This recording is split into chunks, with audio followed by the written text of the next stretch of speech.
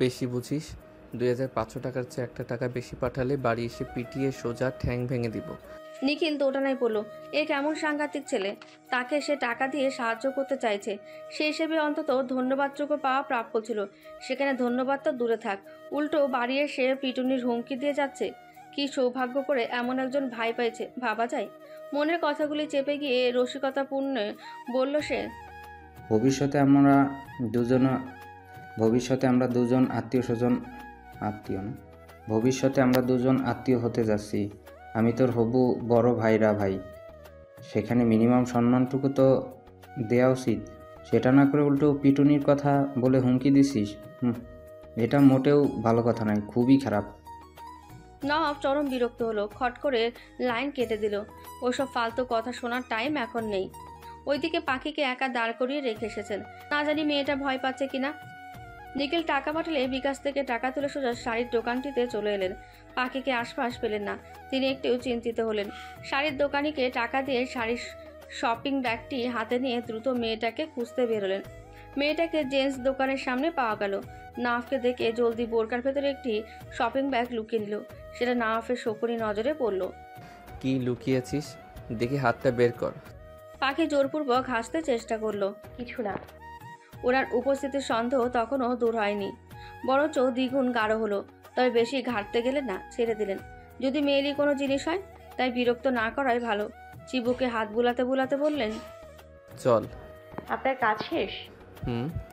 দুজনে ফের সাইকেলে বসে বাড়ি ফিরল। রাত তখন 11টা। পাখিকে বাড়ি পৌঁছে দিয়ে নাব কাছারি ঘরে চলে এলো।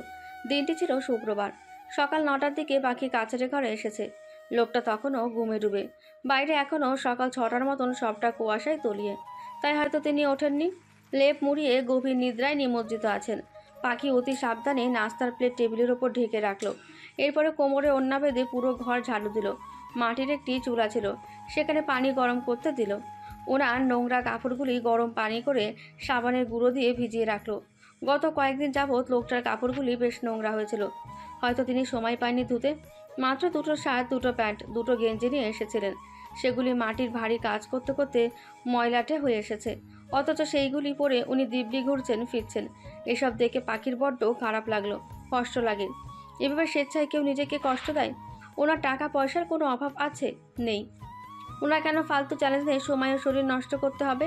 লোকটার মুখের দিকে তাকানো যায় না, কেমন শুকিয়ে আসছে চোখ মুখ। হাত দুটো সেদিন দেখেছিল, ফোসকা পরে ফুলে বাজে অবস্থা। ভাত মাখিয়ে খেতে পাচ্ছিলেন না, ও খাইয়ে দিয়েছিল। তবুও এই বান্দা এই কাজ ছাড়ত না। শত বোঝানোর পরও লাভ হয়নি বইকি। না, উনি ওর কথা বুঝতে চেষ্টা করেছে, নিজের সিদ্ধান্তেই অটল ছিলেন। এমন ঘাড় তারা একগুঁয়েমি লোক আদৌ হয়? যে লোক দিনের মধ্যে 3-4 বার করে কাপড় চেঞ্জ করে, ঘরে 4-5 জন সার্ভেন্ট আছে কাজ করার জন্য, সেই লোক গত কয়েকদিন ধরে একই কাপড় পরে আসছেন। বিষয়টি অত্যন্ত দৃষ্টিকটু, তবুও মানিয়ে নিচ্ছেন। গায়ে আগের মতন সেন্ট ছিটান না, তবে ওনার ঘরমুক্ত গন্ধটা পাখির বেশ প্রিয়। মাঝে মধ্যে ওনার শার্টের ঘ্রাণ শুষে শুকে সে কী যে ভালো লাগে তখন, এত এত সুখ লাগে। ওনার গায়ের গন্ধটা তার অতি পছন্দ। আপাতত ভাবনা ভাবনি বাদ দিয়ে ভিজিয়ে রাখা কাপড়গুলি মাছের ঘের থেকে ধুয়ে এনে রশ্মিতে দিয়ে এলো। ততক্ষণে লোকটা লম্বা আলেসিমি মেরে উঠে বসলো। ঘ্রাণেন্দ্রিয়ে মেলি মেলি গন্ধ স্পষ্ট ভাসে। নুপুরের রিনঝিন শব্দের তরঙ্গে বুঝতে বাকি নেই কিছু। উত্তরে জানালা হাট করে খোলা, সেখান দিয়ে সোনালি রোদের কিঞ্চিত আলো হু হু করে ঢুকে পড়েছে। পাখি কাছারি ঘরে ঢুকতেই না ফোকে টেনে লেপের ভেতরে ঢুকিয়ে নিল। ইস, কি ঠান্ডা হাত পা! বরফের রাজ্য থেকে উঠে এসেছিস নাকি? জি না, আপনার শ্বশুরের রাজ্য থেকে উঠে এসেছি। এখন উঠুন, গোসল করে নিন, এরপরে নাস্তা করবেন। উনি অধর বাঁকিয়ে হাসেন। শুক্রবার মানে বিবাহিতদের অর্ধেক ঈদ, বুঝলি? সেই ঈদ পালন করে নেই আগে। পাখি দ্রুত লেপের মধ্যে থেকে বেরিয়ে গেল। খবরদার, সকাল সকাল উল্টাপাল্টা কিছু করবেন না। ঘড়ির টাইম দেখেছিস? 11টা বাজে। তাহলে সকাল কোথায়? এখন তো অর্ধ দুপুর হয়ে এলো।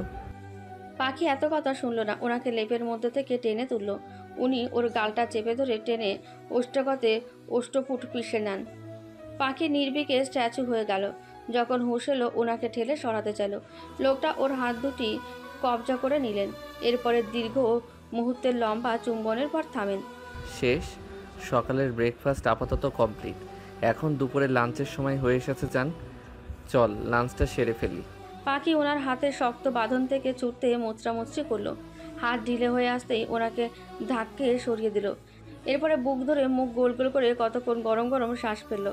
স্বাভাবিক হতেই ও হাত নাড়িয়ে নাড়িয়ে শুধালো। এত নিষ্ঠুর কেন আপনি? হ্যাঁ, আর একটু হলে দম বন্ধ হয়ে মরে যেতাম। আবার আসছেন লাঞ্চ করতে। বেকুব, চুমু খাওয়ার মধ্যে দেখেছিস কেউ মরে? মরবো, আমি মরবো। যেভাবে শ্বাস বন্ধ করে চেপে যখন তখন ধরে রাখেন, তাতে কিছুদিনের মধ্যে মরবো কনফার্ম। মরলে এতদিনে মরতি, অতপর তুই মরতি না। ট্রেনিং দিচ্ছি, ট্রেনিং চলবে।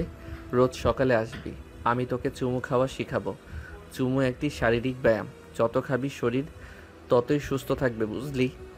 পাখি কপাল চাপড়ালো। আপনার সঙ্গে কথা বলাই বেকার, বাইরে আসুন।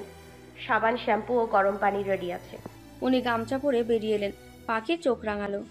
এ কি 1.5 ইঞ্চি একটা পরে এসছেন? খুলে গেলেই কেল্লাফতে। উনি অধর বাঁকিয়ে হেসে বললেন। খুললে খুলুক, তুই তো দেখবি অন্য কেউ কি। তাই বলে আপনি এক রত্তি একটা গামছা পরে আসবেন? ছি! যেভাবে বলছিস গামছা মনে হয় কোনো পোশাক নয়, এটাও একটা পোশাক। আমার মতন গরিবের এটাই সম্বল। এই দেখ আমি পরেছি, সুন্দর না? আমি জানি সুন্দর, তোর বলতে হবে না। ঘটনা হচ্ছে গামছা পরে গোসল করলে গোপন চিপাই চুপাই পানি ঢালতে সুবিধা হয়, বুঝলি? পাখির মুখ বন্ধ হয়ে গেল। সে আর কোনো কথাই বলবে না। যাই বলুক তার প্রত্যুত্তরে উনি উত্তর রেডি করে রাখেন। সাবান দিয়ে সে ওনার গা ঘষে ঘষে দিচ্ছিল। উনি চোখের সামনে থেকে হাত দিয়ে সাবানের ফেনা সরিয়ে শুধালেন। একদিকে সারাদিন ঘষলে হবে, উপরে নিচে ঘষবে কে শুনি? তোর বাপ এসে। দেখি নিচের দিকে ঘষা মাজা কর। পাখি গা ঘষা রেখে কোমরের হাত তুলে দাঁড়িয়ে রইল। চোখ তুলে বলল। ছি ছি নওয়াজ ভাই, আপনার লজ্জা শরম নাই? আপনি গামছার তলে আমাকে ঘেঁষতে বলছেন? লজ্জা শরম তো অনেক আগেই তোর কাছে বিক্রি করে দিয়েছি সোনা, এখনো লজ্জা থাকতে বলছিস? পাখির ইচ্ছে করলো নিজের দু গালে দুটো চড় বসে দিতে। কেন যে ওনার সঙ্গে কথা বলতে যায়, জানে পারবে না, তবু আগ বাড়িয়ে আগে আগে ছুটে যায়। পাখি ওনার চুলের শ্যাম্পু করিয়ে দিল। এরপরে ওনার গায়ে পানি ঢালতে ঢালতে উঠে এলো। এবার কাপড় চেঞ্জ করেন। উনি দাঁড়াতে গিয়ে আচমকা গামছা খুলে পড়ে যাচ্ছিল। পাখি দ্রুত হাসতে হাসতে পিছু ঘুরে গেল। নির্লজ্জ! এজন্য 1.5 ইঞ্চি গামছা পরতে নিষেধ করছিলাম। ওর মুখ ঘুরিয়ে নেওয়া দেখে পাখি অদর ছড়িয়ে হেসে ফেললেন। সমস্যা কি? তোর জিনিস তুই দেখেছিস, অন্য কেউ কি দেখেছে? অতএব লজ্জা পাওয়ার প্রশ্নই আসে না। তাছাড়া নিচে আন্ডারওয়্যার ছিল। পাখি পুরোই থ হয়ে গেল। এমন খোলামেলা কথা কেউ কি বলে? পর মুহূর্তে মনে হলো লোকটা তো তার স্বামী, বলতেই পারে। ওর হয়তো শোনার অভ্যাস নেই, তবে অভ্যেস হয়ে যাবে। লুঙ্গি পরে ঘরে ঢুকে গেলেন তিনি। পাখি গামছা ধুয়ে রোদ্রে দিয়ে কাছারি ঘরে ঢুকলো। লোকটা ছোট আয়নায় নিজের চুল দেখছিল। পাখি ঘরে ঢুকতে শুনল। চুল দাড়ি বড় হয়ে গেছে না রে? সময় পাইনি ছোট করার। একটা পাঁচ কোদাল এনে দিব ছাঁটাই করতে। লোকটা মৃদু হাসলো। মস্করা করস?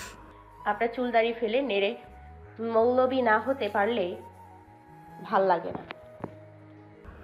তাহলে বলছিস ওসব বড় বড়ই রেখে দিতাম? মন্দ হতো না। আপনার লম্বা চুলগুলি আমার রাবার ব্যান্ড দিয়ে বেঁধে দিতাম। মজা হচ্ছে না? মোটেও নয়। এবার নাস্তা খেয়ে নিন। তুই খেয়েছিস? হুম। উনি টেবিলে চেয়ার টেনে বসে পড়লেন খেতে।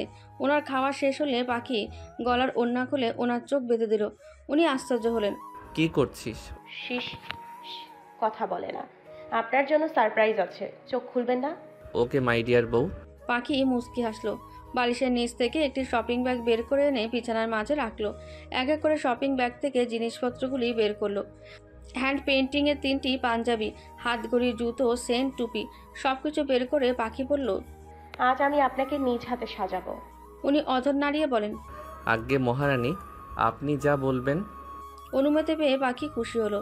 সবার প্রথমে ওনার দেহে লেমন রঙের পাঞ্জাবিটা পরিয়ে দেয়। পাজামা আগে থেকেই উনি পরেছিলেন। এরপরে পায়ে জুতো পরিয়ে দিল। পাঞ্জাবির হাতা ফোল্ড করে হাত ঘড়িটা পরিয়ে সবশেষে মাথায় টুপি পরিয়ে থামে। লেমন রঙের পাঞ্জাবিটা ফর্সা বলিষ্ঠ শরীরে পারফেক্ট ম্যাচ করেছে। দূর থেকে দেখলে চোখে লাগে। বাকি নেভি ব্লু আর কালো রঙের পাঞ্জাবি দুটি সেদিন যখন মেলায় গিয়েছিল ওনার অনুপস্থিতিতে কিনে লুকিয়ে এনে রেখেছিল, সেইগুলি বিছানার এক প্রান্তে রেখে দিল। লেমন রঙের পাঞ্জাবিটা গত রাত্রে বসে বসে দীর্ঘ সময় নিয়ে হ্যান্ড পেন্টিং করেছিল। পেন্টিং করতে কঠোর পরিশ্রম লেগেছিল, তবুও সফল হয়েছে। লোকটার গায়ে তো মানিয়েছে, বেশ সুন্দর দেখাচ্ছে। মোটামুটি সে ভালোই হ্যান্ড পেন্টিং করে। অনেক দিনের ইচ্ছে ছিল লোকটাকে হ্যান্ড পেন্টিং পাঞ্জাবি গিফট করবে। পাঞ্জাবি ওনার সাইজ মতন কেনা ছিল, বাট সময়ের অভাবে কাজ করা হয়নি। হ্যান্ড পেন্টিং করতে প্রচুর সময় লাগে, সঙ্গে লাগে ধৈর্য। ধৈর্য ছাড়া এই কাজ সম্ভব নয়। তবু ভালো কাজটা সে নিখুঁত আকারে সাজিয়ে গুছিয়ে করতে পেরেছে। যাই হোক, পাখি ওনার চোখ থেকে ওড়না খুলে দিয়ে আয়নার সামনে দাঁড় করালো। উনি মনোযোগ দিয়ে পাঞ্জাবি গর্জিয়াস কাজ করাটা দেখছিলেন। পাখি ভ্রু উঁচিয়ে ইশারায় জিজ্ঞেস করলো, কেমন? উনি প্রফুল্ল চিত্তে মুচকি হাসেন, ভ্রু নাচিয়ে সুথান। চমৎকার। আমার লাইফে দেওয়া এটা শ্রেষ্ঠ সারপ্রাইজ ছিল। নিজের হাতে হ্যান্ড পেইন্টিং করেছিস। যাক, গোবর ছাড়া মাথায় আরও কিছু আছে। পাখি গাল ফুলিয়ে ঠোঁট উল্টে বলল, আমি আরও কিছু পড়ি। তাই? তা শুনি, আর কি কি পারিস? পাখি হাত নাচিয়ে নাচিয়ে বলল, চুল বাঁধতে পারি, খেতে পারি, ঘুমাতে পারি, নাচতে পারি, গাইতে পারি, মেহেদি দিতে পারি, দরজা খুলতে পারি, আপনার চুল দাড়ি ধরে ঝুলে থাকতেও পারি। উনি গালে হাত দিয়ে ওর মুখের দিকে চেয়ে নীরব শ্রোতার মতন কতক্ষণ শুনলেন। এরপরে গাল থেকে হাত সরিয়ে আয়নার সামনে দাঁড়িয়ে চুল ঠিক করতে করতে সুথান, সব অকেজো, একটাও কাজের কাজ নয়। এই অকেজোই একদিন কাজের কাজ হয়ে দাঁড়াবে, বুঝলেন? বুঝেছি আমার বিবিজান। পাখি ওনার নিকটে হাত পেতে দিল। এবার আমার জুম্মার দিনের সালামি দিন। দিতেই হবে। আবার জিগায়, আগে আমাকে কিছু দে। কি দিব? তাও বলে দিতে হবে। চুমা দিবি? চুমা? আস্তাগফিরুল্লাহ। এই আপনিরা নামাজে যাবেন বলে মাত্র অজু করে এলেন। চুমু খেলে আপনার অজু থাকবে না, হালকা হয়ে যাবে। বিবিজান, এটা রোজা নয় যে চুমু খেলে হালকা হয়ে যাবে। দেখ, দিলে দে, না দিলে না দে। সময় কিন্তু কম, নামাজে চলে গেলাম। পাখি হেসে ফেলল। ওনার ললাটে দু গালে দু চোখের পাতায় লম্বা চুম্বন করে থামল। দোকানপাট খুলে রেখে আমার অজু হালকা করতে চাইছিস নাকি? পাখি পুরোই আহাম্মক বনে গেল। ওমা, এসব কি বলছেন? কোথায় দোকানপাট খোলা রাখলাম? তোর বুকের ওড়না কই? এতক্ষণে পাখির হুঁশ এলো। দ্রুত গলায় ওড়না জড়িয়ে নিল। উনি ওকে 500 টাকার একটি নোট দিল। আপনার জুম্মার দিনে বোনাস বিবিজান কম হয়ে গেল নাকি? না, এটা অনেক বেশি ছিল। আপনার রক্ত ঘাম পানি করার টাকা আমি সযত্নে তুলে রাখবো। কখনো কোনো পরিস্থিতিতে এই টাকাটা ভাঙবো না। কেন জানেন? কারণ এই টাকার সঙ্গে আপনার কঠোর পরিশ্রম ও ঘামের পানি মিশে আছে। আগেরগুলা তো বসে বসে উপার্জন করেছেন, কিন্তু এটা ছিল আপনার মাথার ঘাম পায়ে ফেলে উপার্জন করার টাকা। অতএব এর মূল্য আপনার কাছে অনেক বেশি। উনি ওকে শক্ত করে বুকে চেপে ধরলেন। আমার প্রাণটা, তুই সারা জীবন এমন করে আমার পাশে থাকিস, তাহলে জীবনে আর কিছু আমার চাই না, শুধু তুই হলেই হবে। ইনশাল্লাহ থাকবো। যতক্ষণ আপনি আমার থাকবেন, আমিও আপনার থাকবো। এখন নামাজে যেতে হবে, যান। যান। দ্রুত খেতে আসবেন, খাবার নিয়ে আসতে পারবো না। এমন ঘন ঘন আসলে কবে যেন আম্মা ধরে ফেলে। ঠিক আছে। এরপরে কেটে গেল বেশ কিছুদিন। উনি জমিতে বীজ বপন করলেন, উন্নত মানের সার দিলেন, প্রতিদিন পাইপ দিয়ে পানি দিলেন। এভাবে তার কঠোর পরিশ্রমের পর বেশ কয়েকদিনের ভেতরে বীজগুলি হতে চারা মাথা তুলে দাঁড়ালো। বেশ লম্বা চওড়াও হয়েছে। তিনি আগাছা পরিষ্কার করে দিলেন, পানি নিষ্কাশনের সুবিধা করে দিলেন। এতে ফলন ভালো হতে লাগলো। সবুজ সবজিতে ক্ষেত ভরে এলো। এ যেন চতুর্দিকে সবুজের সমাহার। টমেটো, লাল শাক, ধনেপাতা, ফুলকপি, বাঁধাকপি, মূলা এসব সবজি কাছারি ঘরের পেছনে লাগিয়েছিলেন। বেশ সুস্থ সবল হয়ে বেড়ে উঠেছে তারা। ওদের প্রতিচ্ছবি দেখলে তার অদ্ভুত শান্তি সুখ লাগে, চিত্ত জুড়ে শীতল হয়ে আসে। তবে এসব সবজিগুলি এখনও পরিপূর্ণভাবে পুষ্টিকর হয়নি, এখনও খাওয়ার পুরোপুরি উপযোগী হয়নি। আর কিছুদিন পর সেগুলি খাওয়ার জন্য উপযুক্ত হবে। মাছের ঘেরের পাশে আবার লাউ শাক, কুমড়ো গাছের চারা এনে লাগিয়েছিলেন। সেগুলি যেন ঠিক মতন বেড়ে উঠতে পারে, সেজন্য ডাল কেটে মাচা তৈরি করে দিয়েছিলেন। মাশাল্লাহ, কয়েকদিনের ভেতরে গাছগুলি লতা পাতা ছড়িয়ে মাচায় গিয়ে পৌঁছেছে। পুঁইশাকগুলি ঘেরের আশেপাশে ডালের ওপরে ঝুলে পড়েছে। দেখতে চমৎকার লাগে। এই সবজি খেতে এসে তিনি দুটি জিনিসের অভিজ্ঞতা পেয়েছেন। প্রথমত, রোজ ঘুম থেকে উঠে সবুজে ঘেরা এমন বৃক্ষগুলি দেখে তার সকালটা ভালো কাটে। আর দ্বিতীয়ত, যতবার তার মন খারাপ হয় সবজি ক্ষেতের মাঝে গিয়ে চুপচাপ চিত হয়ে শুয়ে বিস্তীর্ণ খোলা আকাশটিতে যখন তাকিয়ে থাকেন, তার একাকিত্ব লাগে না। যেন ওই সবুজ বৃক্ষগুলি তার সবচেয়ে কাছের আপন প্রিয় বন্ধু। হাতছানি দিয়ে যেন ওরা বলছে, আমরাই তোমার প্রকৃত বন্ধু। তাহলে একাকিত্বের ভয় করো কিসের? দিন পাঁচেক আগে দুটি ছাগল এনে পালছেন। দিনে খেতে বেঁধে আসেন, সন্ধ্যায় নিয়ে আসেন। এভাবেই জীবনধারা চলছে। মোটামুটি তিনি অনেক কাজই শিখে পড়ে গিয়েছেন। সাধারণ লোকেদের মাঝে মিলেমিশে চলছেন। এখন একজন সাধারণ মানুষ আর ওনার ভেতরে কোনো তফাৎ নেই। সকলের সঙ্গে নিষ্প্রিয় ও নিষ্ঠার সঙ্গে মিলেমিশে কাজ করতে শিখে গেছেন। কেউ কেউ ওনার থেকে অনুপ্রেরণা পায়, উৎসাহ পায়। একজন সাধারণ মানুষ ওনার সঙ্গে কথা বলতে আগের নাই গিল্টি ফিল করে না, বরঞ্চ সকলে বন্ধুস্বরূপ আচরণ করে। যদিও এসব কাজ করতে ওনার পক্ষে মোটেও সহজতব্য ছিল না। প্রথম প্রথম বেশ কঠিন মনে হয়েছিল, কষ্ট হয়েছিল। সারাদিন কাজ করার পর রাতে শরীর ব্যথা করত, ঘুমাতে ভীষণ কষ্ট হতো। কিন্তু এখন আর কঠিন নয়, সহজ ক্ষেত্রেও মানিয়ে নিতে শিখে গেছেন। এই জন্য যথেষ্ট পরিশ্রম করতে হয়েছে, তবুও তিনি সফল। গায়ের রং আগের চেয়ে একটু চাপা হয়ে গেছে, চুল দাড়িগুলিও বেশ লম্বা লম্বা হয়ে এসেছে। তবু ওনার মানসিক শান্তি এখানে খুঁজে পান। অন্তত এখানে শান্তির একটা ঘুম দেওয়া যায়। সারাদিনের দীর্ঘ ক্লান্তিময় পরিশ্রম শেষে ঘুমটা রাত্রে অটোমেটিক্যালি চলে আসে। এভাবে দিনগুলি পার হয়। আর মাত্র কয়েকদিনের ব্যাপার, এরপরে 1 মাস শেষ। তবে ওনার ওই ধন সম্পত্তির বিলাসবহুল বাড়িঘরের চেয়ে এই কাছারি ঘরের কুড়ের ঘরে থাকতে বেশি শান্তিদায়ক, স্বাচ্ছন্দ্যদায়ক মনে হয়। ডাল দিয়ে ভাত খেয়ে এখানে বসে যে তৃপ্তিদায়ক শান্তি পাওয়া যায়, তা ওই দালান কোঠার মতো ঘরেও পাওয়া যায় না। পরদিন তিনি ঘুমিয়েছিলেন। পাখি কোথা থেকে হন্তদন্ত হয়ে ছুটে এলো।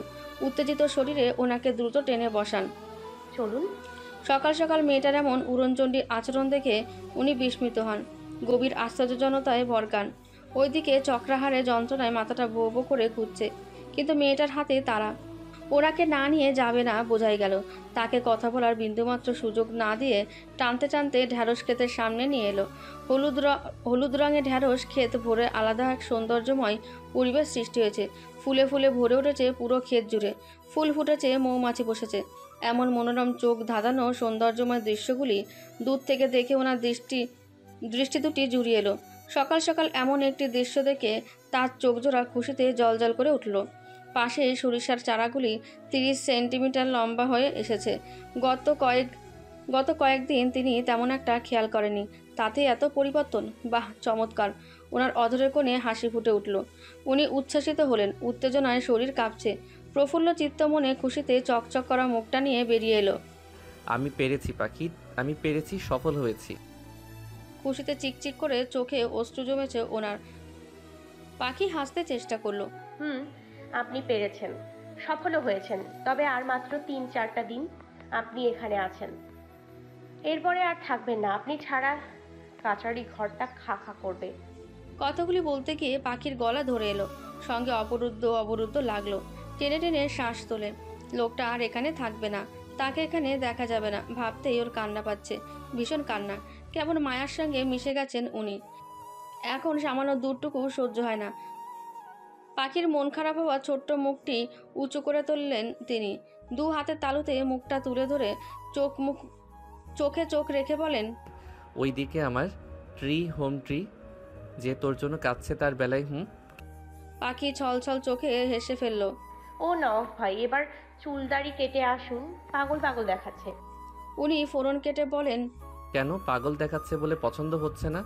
ও মা, ও কথা কখন বললাম? তোর কথার সাইজে তো তা বোঝা যায়। বেশি বোঝেন। আপনি পাগল হন আর যাই হন, আপনি আমার স্বামী। তাই উনি আশপাশ সতর্কতার সঙ্গে নজর বুলিয়ে ফিসফিসিয়ে কর্ণপাতে শুধালেন, কাছারি ঘর খালি আছে, চলবে নাকি আরেকবার? পাখি লাজুক হেসে দ্রুত ছুটে পালালো। লোকটা হাসতে হাসতে শুধালো, ভীতু কোথাকার। পাখি চলন্ত পথে হঠাৎ থেমে পড়ল। পিছু ঘুরে মিহিস্বরে বলে উঠল, আমি ভীতু নই, নও ভাইয়ের বউ ভীতু। বিস্তৃত খোলা আকাশে আজকাল সূর্যরাজের দেখা পাওয়া পূর্ণিমার একখণ্ড চন্দ্র হয়ে দাঁড়িয়েছে। তার তেজস্ক্রিয় রূপের মনোভাব বোঝা দুঃসাধ্য প্রায়শই। এই ভালোই মন্দ, কখনো কিঞ্চিত রোদের দেখা মিললেও মিনিটের মধ্যেই তার নিরুদ্দেশ হয়ে যায়। আবার কুঞ্চ কুঞ্চ অভ্রবেদীদের আড়াল হতে কখনো কখনো নববধূদের ন্যায় উকি দিতেও দেখা যায়। এ যেন একরাশ লাজুকতা ঘিরে মাখানো তার আবির্ভাব। তেমনি একটি সকাল ছিল শনিবার। ডিসেম্বরের শীত ভালোই দাঁতে দাঁত লাগিয়ে ছাড়ছে। তার উপরে গ্রামগঞ্জে বরাবরই শীতের তারা একটু বেশি, হাড় পর্যন্ত না কাঁপিয়ে ছাড়ে না। পুকুর জলাশয়ের পানি অতি তাপমাত্রায় ঠান্ডা, এত পরিমাণ ঠান্ডা যে হাত ছোঁয়ালে বরফের ন্যায় অনুভূতি উপলব্ধি করা যায়। রাস্তাঘাটের এক প্রান্ত থেকে অপর প্রান্তে ঘনীভূত কুয়াশাবুরির জন্য কাকপক্ষীও দেখা যায় না। ধোয়া ধোয়া বিস্তৃত কুয়াশার বুক চিরে সকাল সকাল 2 ব্যাগ ভর্তি বাজার নিয়ে এলেন তিনি। শরীরে আটসাটে মোটা ভারী উত্তরই জড়ানো। ওদিক এদিক তাকিয়ে ঘরের লোকজনকে খুঁজলেন, কারো দেখা পাওয়া গেল না। তিনি বৈঠকখানার ওপর চট করে বসে পড়লেন। সিমেন্টের তৈরি বসার স্থানটি ঠান্ডা কতটুকু তা বোঝার মাধ্যমে আন্দাজ করতে পারা গেল। এমনিতেই মরার শীত, তার ভেতরে বৈঠকখানার শীতল স্পর্শ ওনার ভেতরটা কাবু করতে চাইল। তার আগে উনি অতি সাবধানে দাঁড়িয়ে পড়লেন, গলা টেনে ঘরের ভেতরে উঁকি দিয়ে ডাকলেন, স্বাধীন মুক্তি, ঘরে কেউ আছিস? কাজল রেখা রান্নাঘরে রুটি বানাচ্ছিলেন। পুরুষালী গাম্ভীর্যে ভরা সুপরিচিত কণ্ঠের ডাক শুনে কাপড়ে হাত মুজে জলদি উঠে দাঁড়ালেন। সহসা ছেলেটা প্রয়োজন ব্যতীত ঘরে আসে না। হঠাৎ আসার কারণ নিশ্চয়ই জরুরি কিছু দরকারে, তাই তিনি বিলম্ব না করে ঘরের চৌকাঠে এসে দেখলেন বাজার ভর্তি ব্যাগ হাতে নিয়ে 30 বছরের যুবক কাঠামো লোকটি নিঃসংকোচে দাঁড়িয়ে আছে। ওনাকে দেখে কাজল রেখা অতিদ্রুত হেঁটে এলেন। এই ফাঁকে উকি মেরে বাজার ভর্তি ব্যাগগুলি এক পলক দেখে নিলেন। এরপর যথাসর্বস্ব কণ্ঠের বেগ বহাল রেখে চোখ রাঙিয়ে তাকালো। কাঠিন্য আদল হতে শুধালেন, এইসব কি? হ্যাঁ নওয়াজ। লোকটা শুকনো ও শীতল ওষ্ঠ অধর দুখানা মুখের ভেতরে নিয়ে জিভ নেড়ে ভিজিয়ে নেন। বৈঠকখানার ওপর ফু দিয়ে শুকনো পাতাগুলি ঝেড়ে উড়িয়ে ফেলে দিয়ে শুকনো গামছাটি পেতে তার ওপর বসতে বসতে শুধালেন, আজ দুপুরে রাতে আপনাদের রান্নার প্রয়োজন নেই কাকি। আজ আমার পক্ষ থেকে আপনাদের সকলের দাওয়াত রইল। সেই হিসেবে আপনারা আমার অতিথি থাকবেন। কাজল রেখা নিখুঁত গড়নে গড়া চোখ দুটি তাক করে 30 বছরের স্বাস্থ্যবান বলিষ্ঠ দেহের ছেলেটিকে দীর্ঘ মুহূর্ত নিয়ে দেখে নিলেন। ছেলেটার বাহ্যিক সৌন্দর্য ও সুতনু দেহের আচার আচরণ ভঙ্গিমা যথেষ্ট প্রশংসায় পঞ্চমুখে ভাসানোর মতন। ভেতরটা কেমন সেটা জানা সহজতব্য নয়, কিংবা বোঝা পরিষ্কার নয়। কোনো এক অদৃশ্য রহস্যের বেড়াজালের চাদরে ভেতরটা মুড়িয়ে রেখেছে যেন। পরিস্থিতি যেমনই থাক, ঠান্ডা মাথা রেখে সাজিয়ে গুছিয়ে কথা বলাও তার একটি ভালো গুণগুলির অন্তর্ভুক্ত। বলা যায় এই একটি ভালো বৈশিষ্ট্য ছেলেটার ভেতরে বিদ্যমান রয়েছে। কিছু সংখ্যক লোক এমন আছে যারা খুব সহজে মানুষের মস্তিষ্ক কন্ট্রোল করতে পারে। তাদের মধ্যে এই ছেলেটা একজন। সেটা যেহেতু নিমন্ত্রণ করেছে, তাই কাজল রেখা আর বাধা দিলেন না। নিখিল স্বাধীন দুজনেই নওয়াফের সঙ্গে আছে। সকলে বৃদ্ধাবাড়ির উঠানে বসে মিলেমিশে খাবারের আয়োজনে নেমে পড়ে লেগেছে। রমি, সাফিন, অয়নকে দেখা গেল চাল ধুতে। স্বাধীন মাটি খুঁড়ে চুলা তৈরি করছে। বেলা একটু বাড়তেই মুস্কান আর ইচ্ছের দেখা মিলল। মুক্তি বসে নেই, কোমর খিচে ওদের সঙ্গে কাজে নেমেছে। মেয়েটা কাজে যেমন নিষ্ঠার সঙ্গে পারদর্শী, তেমন পটুও। এইদিকে পাখির খবর নেই। মেয়েটা বন্ধের দিন পেয়ে কাঁথা মুড়ি দিয়ে ঘুমে ডুবে। রুমের ভেতর দিন না রাত বোঝার বিন্দুমাত্র অবকাশ নেই। তার ঘুম ভাঙল 10টার দিকে। হাঁড়ি পাতিলের টুকটাক শব্দ শুনে কি ঘুমানো যায়? মাথাটা ভীষণ ধরেছে। মনে হলো ভারী কোনো বোঝা চাপিয়ে দেওয়া হয়েছে। কতক্ষণ থম মেরে বসে রইল। গায়ে গোলাপি রঙের স্কার্টের সঙ্গে কালো রঙের ফতুয়া, পায়ে মোজা দুটি পরে বের হতে যাচ্ছিল। তখনই পুরুষালী কণ্ঠস্বর শুনে সে হঠাৎ থেমে পড়ল। ভালো করে শুনল। সে কি ভুল শুনল? কান খাড়া করে রাখল। আবারও সে একই স্বর, একই কণ্ঠনালী। ওর ভেতরটা কেমন বিদ্যুতের ন্যায় কম্পন মেরে উঠল। সঙ্গে নিখিল আর স্বাধীনের কণ্ঠও ভেসে আসছে। পাখি গায়ে উলের সাদা রঙের সোয়েটার জড়িয়ে গলায় ওড়না কোনো রকম ঝুলিয়ে উঠানে বেরিয়ে এলো। উঠানের মাঝে নিখিল আর নওয়াফকে বড় বড় দুটি হাঁস কাটতে দেখা গেল। মুস্কান আর ইচ্ছে চেয়ার পেতে বসেছে ততক্ষণে। ওদের হাতেও খালি নেই। দুজনে পেঁয়াজ রসুন ছিলছে। পাশেই তার আব্বা হাঁসের চামড়া পরিষ্কার করছেন। পাখি পিন পিন করে চাইল। দৃষ্টিচোরা ঘুরিয়ে ঘুরিয়ে সকলের কর্মকাণ্ড কারখানা দেখছে। বোকা বোকা মাথায় বড্ড করে জানতে কৌতূহল জাগলো। সকাল সকাল এত মানুষ কেন ওদের বাড়িতে? কোনো বিশেষ আয়োজন হবে কি? ওইদিকে দক্ষিণা হাওয়ায় গা উড়িয়ে দেওয়ার জোগাড়। পাখির শরীর শীতে কাটা দিয়ে লোম দাঁড়িয়ে উঠল। জলদি মোটা কালো চাদরটা মুড়িয়ে ঢুলতে ঢুলতে উঠানের মাঝে জল চৌকি এনে পেতে বসে পড়ল। ওর ফোলা ফোলা গাল, ঘুম চড়ানো তৈলাক্ত মুখটার পানে নাফ এক পলক মোহগ্রস্তের ন্যায় তাকিয়ে অধর দুটি চেপে হাসল। কি ব্যাপার, আপনার ঘুম ভেঙেছে ম্যাডাম? পাখি হাসতে চেষ্টা করলো। হাসের দিকে তাকিয়ে ঘুম চড়ানো কণ্ঠে বলল, আপনারা এখানে এসব কি করছেন? বাড়িতে কোনো অনুষ্ঠান হবে নাকি? না সতর্কতার সঙ্গে আশপাশ নজর বুলিয়ে ওর উৎকর্ণের কাছে অধর নাড়িয়ে ফিসফিসিয়ে বলল, বিয়ের পর সব জামাইকে শ্বশুর বাড়িতে একবার করে হলেও বাজার করতে হয়, সেটাই করেছি জান। নিখিল তর্জনী আঙুলের মাথা দিয়ে নাফকে খোঁচা বসালো। অমন ফিস ফিস করে কি বলছিস তোরা? সব কথা সবাইকে বলতে নেই ব্রাদার, তাছাড়া সিন ক্রিয়েট বলা যাবে না। নিখিল মুখটাকে ভেটকি মাছের মতন করে রাখলো। উপস্থিত বুদ্ধি খাটিয়ে একখান মস্ত বড় কাজ করে ফেলল। নাফকে সায়স্তা করার জন্য কঠিন চালটায় চালেন। সে মানিক বৃদ্ধাকে গলা চেড়ে ডাকলো, দাদু, ও দাদু, আহা এদিকে আসো তো, নওয়াব আপনাকে ডাকছে। নাফ চোখ রাঙিয়ে তাকালো। প্রতাপী দৃষ্টিজোড়া রাগে ক্রোধে জলজল করে জ্বলছে যেন। ওইদিকে ওনার রাগান্বিত মুখটি দেখে নিখিল মিটমিটে হাসে। দাঁতে দাঁত চেপে উনি বললেন, তুই কি বিয়ের আগে তোর মেশিন হারাতে যাস নাকি? নিখিলের হাত থেমে পড়ল তৎক্ষণাৎ। অকস্মাৎ হকচকিয়ে উঠল।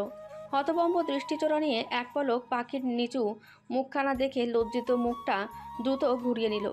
নিখিলকে লজ্জা পেতে দেখে পাখি দ্রুত ওখান থেকে উঠে কেটে পড়ল। অতপর ওই স্থান পরিত্যাগ করলো। এইটা ছেলে না আরও অন্য কিছু, কোনো দিন ভালো হবে না। মুখ না যেন কলের মেশিন। ওর সামনে উনি নিখিল ভাইকে অমন একটা কথা বলতে পারলো। ছি, এ কেমন নির্লজ্জ ছেলে! মানুষ গরু কিছুই বাজবিচার করে না। কথা বলতে পারলেই হলো। পাখি যেতে নিখিল নাফকে কড়া কথা শোনাতে চাইল। মানলাম তোর মুখটা লাগাম ছাড়া কলের মেশিন, তাই বলে ছোট বোনের সামনে এভাবে ইজ্জত লুটে নিবি? এটা একটু বেশি বেশি হয়ে গেল না? হুম, মোটেও নয়। দেখ, তোকে বারবার সাবধান করেছি, বড়দের মাঝে কথা বলতে নেই। ছোটর মতন থাক। আমাকে তোর ছোট মনে হয় কোন দিক দিয়ে? ঠিক বয়সে বিয়ে করলে কয় হালি পোলাপাইনের আব্বা আব্বা করতো। লম্বা চূড়া, মাশাল্লাহ ভালোই আছিস, কিন্তু বুদ্ধিশুদ্ধির একটু উন্নতি করতে হবে, নয়তো মুখে ফিটার তুলে ভরে রাখিস। নিখিল আর কোনো কথাই বলল না। মানিক বৃদ্ধা ততক্ষণে ওদের পাশেই ঘেঁষে এসে বসেছে। কি ব্যাপার নওয়াব, ডাকেছিলি? জি চাচা, আপনি কি রাজহাঁস বিক্রি করবেন? বাড়ির সকলের রাজহাঁস পছন্দ ছিল। এখন তো উইন্টার সিজন চলছে, এই সিজনে হাঁস খেতে দারুণ মজা। যদিও হাঁস মুরগি আমি বিক্রি করি না, তবুও তুমি যেহেতু বলছো, তোমার কাকিকে জিজ্ঞেস করে জানাবো। ঠিক আছে। কয়েক গাধা খাটাখাটনি করে পুরো বিকেল ভোর সকলে কাজকর্ম করে রাতে খেতে বসেছে। মুস্কান পাখির পাশে বসেছে।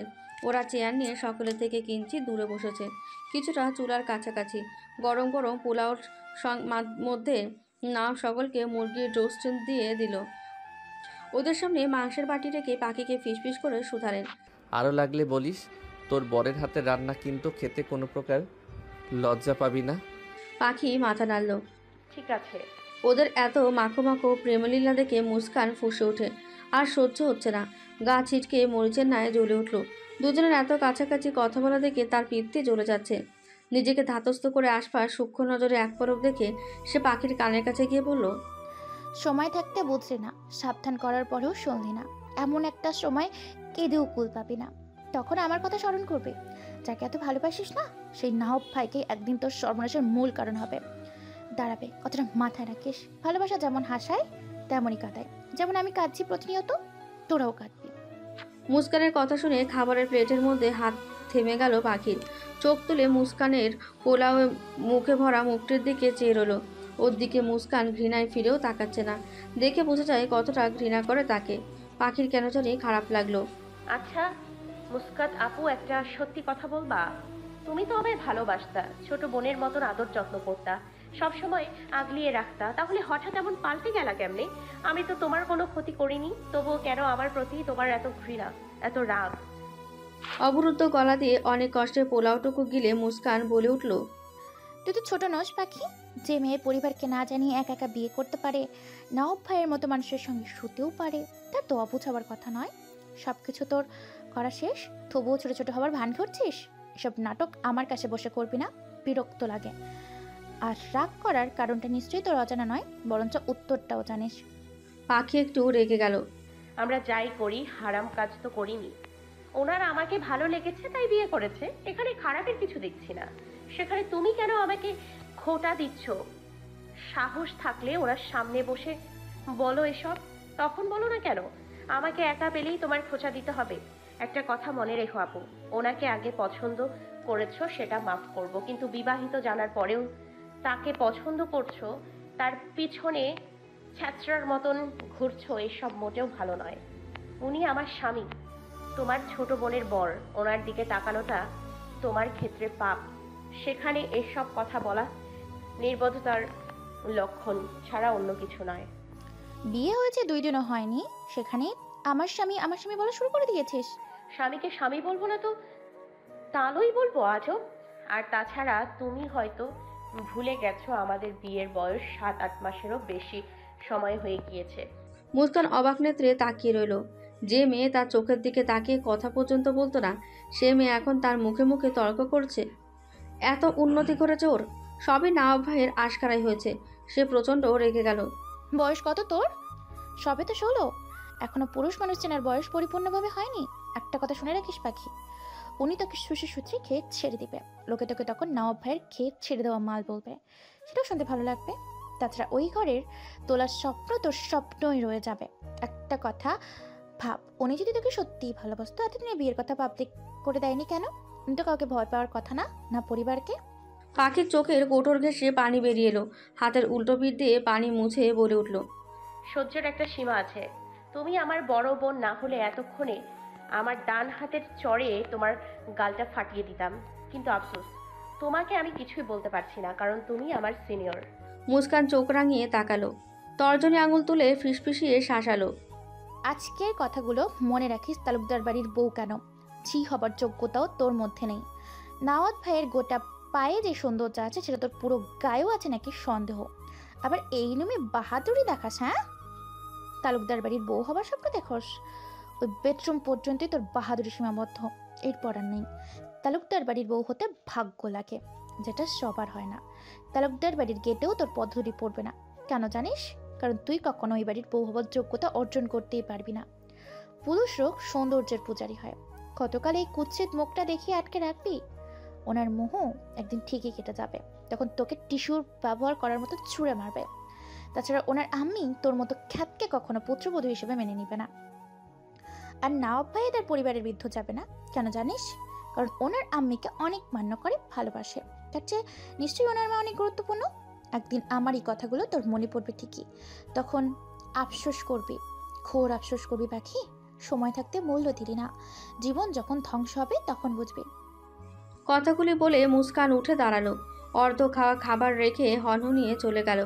পাখির গলা দিয়ে খাবার নামে না, চোখ দুটি ঝাপসা ঝাপসা, নোনা জলে কানায় কানায় পরিপূর্ণ ডালমাটাল। মুক্তি এসে জিজ্ঞেস করলো, মুস্কান গেল কেন? অবরুদ্ধ গলদেশ হতে বহুত কষ্টে 3টি শব্দ বের করলো সে। ওর বিষণ্ণতায় ঘেরা ছটফটানো ছোট মুখটি এবং উপস্থিত বিক্ষুব্ধ আচরণ দেখে নওয়াফের কিঞ্চিত সন্দেহ জাগল। ললার জুড়ে তার 3টি ভাঁজরেখা ফুটে ওঠে।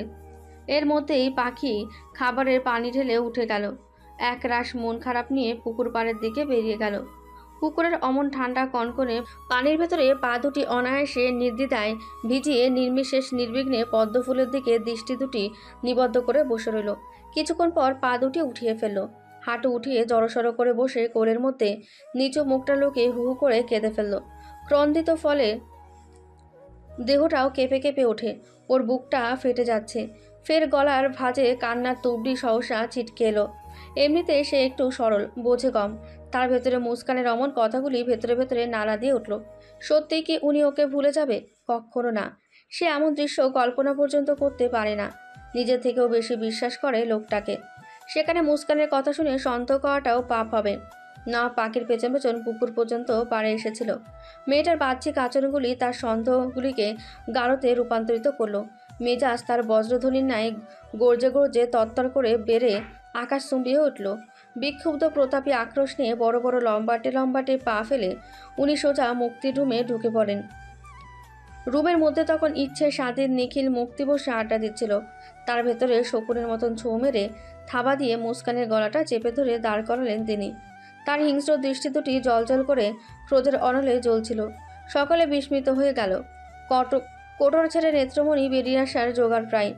উপস্থিত সদ্ভিদ শক্তি হারিয়ে বিমূর নিখিল দ্রুত উঠে এলো। ইচ্ছের ভীষণ ভয় জাগলো। ধরফর করে কাঁপছে সে।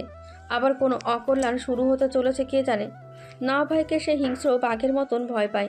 ততক্ষণে পুরুষালী হাতের চাপের প্রয়োগের ফলে মুস্কানের চোখ জোড়া বড় বড় হয়ে জিভ বেরিয়ে এলো। চক্ষু ফেটে নোনা জল গড়ালো। অমন বিভৎস মুখটা দেখে ইচ্ছেই কেঁদে ফেলল। মুখ থেকে চেপে ধরে কেঁপে কেঁপে উঠছে।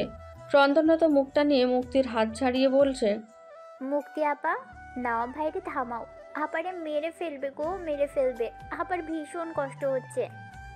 মুক্তি কি বলবে, কেমনে থামাবে তার নিজের হাত পায়ে দ্বিগুণ আকারে কাঁপছে। এমন ভয়াবহ নৃশংস দৃশ্য সে কখনো আগে দেখেনি।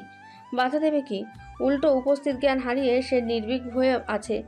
নিখিল ততক্ষণে নাফের হাত থেকে মুস্কানকে জোর জুলুম করে ছুড়াতে চাইল। নাফ উল্টো নিখিলকে এক হাত দিয়ে ধাক্কা মেরে ছুঁড়ে মারল। আজ যেন ওনার শরীরে সমস্ত রাগ চষে বেড়াচ্ছে। অশরীরী ভর করছে দেহে। চোখ দুটি সাদা, অংশটুকু লালচে আকার ধারণ করে এসেছে। মার্বেলের মতন গোল গোল নেত্রমণি দুটি রাঙিয়ে কর্কশ্বরে দাঁতে দাঁত পিষে শুধালো, কি বলেছিস ওকে জবান খুলিস কিন্তু। ওর চোখে পানি কেন পড়ছিল? খেতে বসার আগেও কি সুন্দর হাসি খুশি ছিল। কি এমন বলেছিস যার কারণে ওর খাবার সামনে রেখে উঠে গিয়ে চোখ দিয়ে পানি ঝরাতে হলো? বাস্টার্ড, উত্তর দে। নাভ চিল্লিয়ে ওঠে। ওনার রাগান্বিত গমগমে রুগ্ন আক্রোশ প্রসূত স্বরে পুরো রুমসহ সকলে কেঁপে উঠল। নিখিল সহ বাকিরা ওনার গালি শুনে স্তব্ধ হয়ে গেল। একে অপরের মুখে না জানার ভান করে চাওয়াচাই করল। নাফের রাগ তখনও হনহনিয়ে হিসিয়ে ঝড়ের বেগে চলে। কি হলো, উত্তর দিচ্ছিস না কেন? মুস্কানের চোখ দিয়ে দুফোঁটা জল নাফের হাতের উল্টো পিঠে এসে পড়ল। চিকচিক করা অশ্রুমাখা মুখে মেয়েটা ঈষৎ হাসলো। যে হাসিতে কোনো প্রাণ ছিল না। কেমন কষ্ট লাগলো তার। কান্নারা দলা পাকিয়ে গলদেশে আটকে গলাটা অবরুদ্ধ করে রাখছে যেন।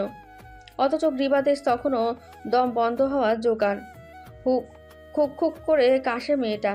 ইচ্ছে ছুটে আসে। নাফের পা দুটি জড়িয়ে ধরে বলে, ও নবাব ভাই, প্লিজ আপাকে ছেড়ে দেন। দেখেন আবার শ্বাস করতে কত কষ্ট হচ্ছে, আর একটু হলেই মারা যাবে। ওর মরে যাওয়াই উচিত। বেঁচে থেকে লাভ কি? শুধু শুধু সবাইকে আঘাত করে যাচ্ছে। ইচ্ছে ফ্যাস ফ্যাস করে কেঁদে ফেলল। নিখিল তখনও নির্বাক, কেমন রোবটের মতন দাঁড়িয়ে আছে। মুস্কান দূর থেকে নীরব পাথরের গড়া নিখিলকে দেখে নিল। তার ভাই আজ আর আসছে না তাকে বাঁচাতে। সকলের কাছে বুঝি সেও ভারী বোঝা হয়ে গেল, যেন মরতে পারলে সকলে বাঁচে। নাফ ওর গলা ছাড়ল, তবে পথ ছাড়ল না। ওর পথ রোধ করে দাঁড়িয়ে ফের সুচালো দৃষ্টিজোড়া তাক করে বলল, বলবি না? চোখের পানি মুছে মুস্কান বলল, কেন, আপনার কলিজার টুকরো বলেনি কিছু? ও তো বাংলা মুভির সাবান আপা একটা, যার কাজ ফ্যাস ফ্যাস করে কাদা আর নাক টানা। এছাড়া আর পারি কি ওইটাই? তাহলে শুনে আর কি করবেন? নাফের ক্রোধ পুনরায় হু হু করে বেড়ে গেল। ক্রোধিত আক্রোশ ফেটে পড়ল। শক্ত পেশিবহুল হাতটা নাড়িয়ে গাল বরাবরই ঠাটিয়ে একটি চর বসিয়ে দিলেন। গলাটা ফের চাপ দিয়ে চেপে ধরল। জানিস, ভালো করেই কথার আগে আমার হাত চলে। তবু কেন তোরা সেদে সেদে ঘাটতারামি করে মার খেতে চলে আসিস? এক একটা বদহারামির দল।